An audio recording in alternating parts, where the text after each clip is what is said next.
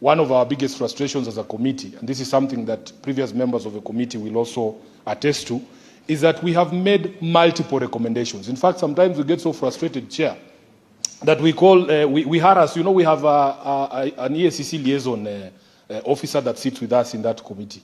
It is very frustrating, Honorable Speaker, that you can find clear evidence of malpractice, even some that are admitted by the county entities themselves.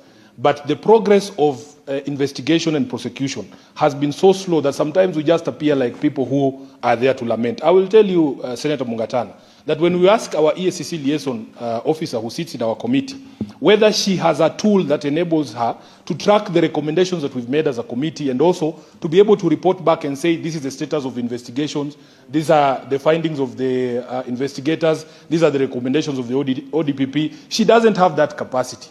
And it is something that we've continued to challenge the EACC, that for as long as we as a House have no mechanism of knowing or following up on some of our recommendations, it becomes very difficult for accountability to happen. And then lastly, Honourable Speaker, we also have seen a situation, Honourable Mungatana, that out of some of the conversations we have in the committee, you will see the EACC, without conducting proper investigations, they will just run to arrest a governor.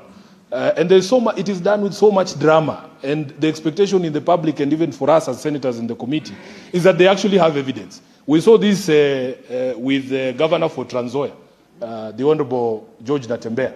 He was arrested with so much drama, Honorable Speaker, only for the court to drop those charges just recently. So we want to continue to push that the ODPP and the DCI must do proper investigations and bring some of these things to a close. I thank